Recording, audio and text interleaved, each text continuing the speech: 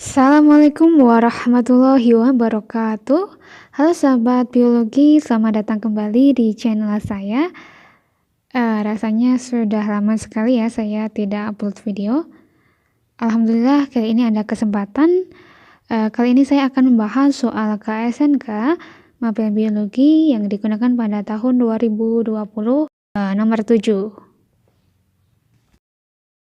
Soal nomor 7, 3 grafik berikut menunjukkan pertumbuhan E. coli ketika ditumbuhkan pada medium yang mengandung A. glukosa, B. laktosa, serta C. glukosa dan laktosa sekaligus.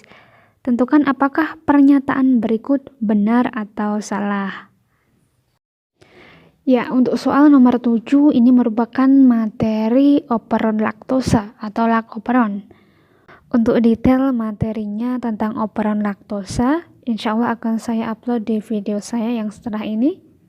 Jadi teman-teman silahkan ditunggu ya. Oke, untuk tumbuh, E. coli ini kan perlu sumber energi. Nah, umumnya E. coli ini menggunakan glukosa sebagai sumber energi. Akan tetapi jika di lingkungan atau jika di medium ini tidak ada glukosa, maka E. coli bisa menggunakan karbohidrat yang lain seperti laktosa sebagai sumber energi. Nah, apa sih bedanya glukosa dengan laktosa? Kalau glukosa ini merupakan monosakarida, artinya dia adalah sumber energi yang sudah siap pakai. Sedangkan kalau laktosa dia masih disakarida, dia belum siap pakai.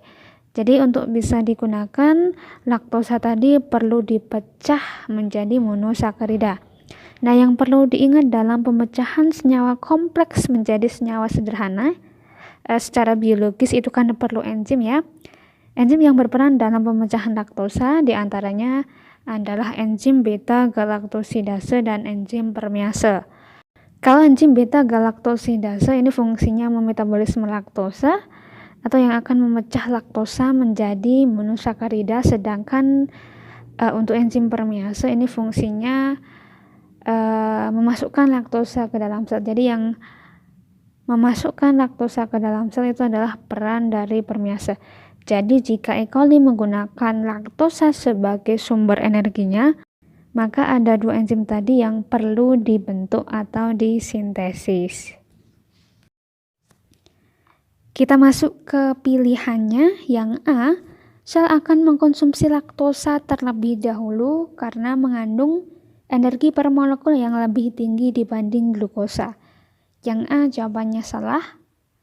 Ya, jadi jika di lingkungan atau jika di medium itu ada glukosa dan laktosa, maka E. coli akan memilih glukosa terlebih dahulu.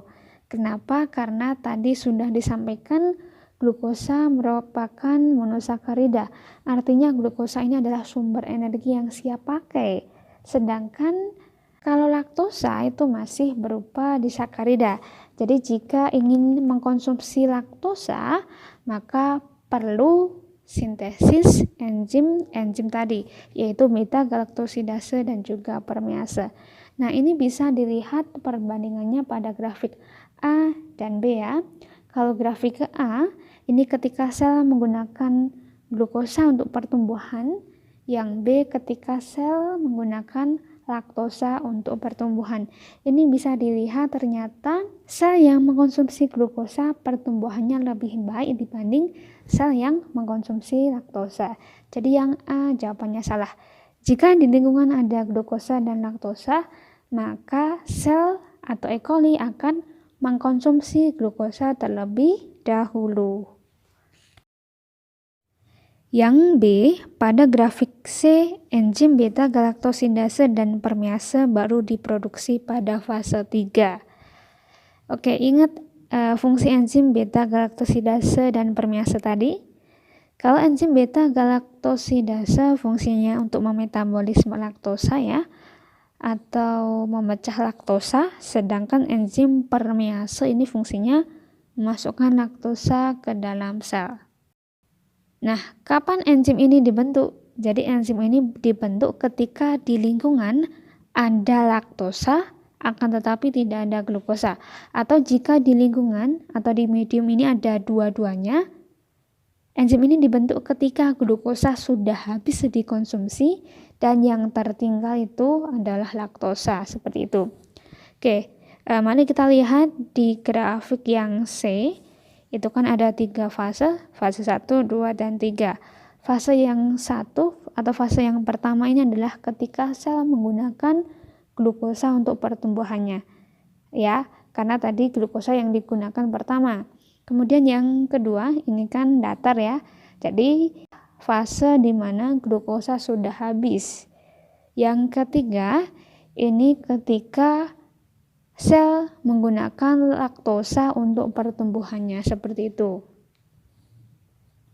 Ya, jadi kapan beta galaktosidase dan permease ini dibentuk? Beta galaktosidase dan permease tidak mungkin dibentuk pada fase pertama, karena fase pertama itu glukosa ya, sel akan langsung menggunakannya. Jadi beta galaktosidase dan permease dibentuk ketika glukosa sudah habis dan yang tersisa tinggal laktosa saja, yaitu fase kedua. Jawabannya adalah salah. Harusnya beta galaktosidase dan permease ini diproduksi pada fase 2. C. Pada grafik C, lak represor baru diproduksi pada fase 2. Nah, ini jawabannya salah. Ya, jadi operon laktosa ini termasuk operon yang kontrol negatif.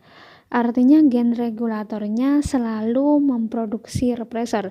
Jadi represor ini selalu diproduksi oleh gen regulator, bukan hanya pada fase 2 saja, seperti itu.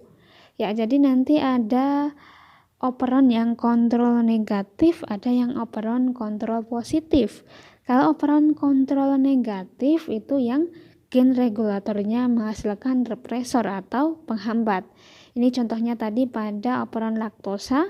Nah, untuk yang operon kontrol positif nanti gen regulatornya selalu memproduksi aktivator. Jadi berbeda ya. Yang D, operon yang terlibat dalam pengaturan metabolisme laktosa dan glukosa bersifat indusible. Nah, ini jawabannya betul. Jadi untuk operon atau operon laktosa ini merupakan operon yang indusible.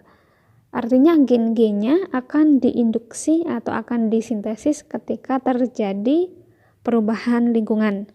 Ya, tadi contohnya E. coli itu kan umumnya mengkonsumsi glukosa ya. Akan tetapi jika terjadi perubahan lingkungan, jika glukosa di lingkungan tidak ada dan yang tersedia laktosa, maka laktosa ini yang akan menyebabkan terbentuknya gen beta galaktosidase dan permease, seperti itu. Jadi operon indusible ini adalah operon yang dengan adanya perubahan lingkungan dapat menyebabkan gen-gen terinduksi atau gen-gen disintesis, seperti itu.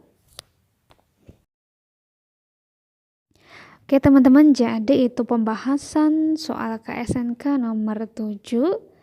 Ya, semoga bermanfaat. Silahkan ditunggu pembahasan dan materi berikutnya. Terima kasih. Wassalamualaikum warahmatullahi wabarakatuh.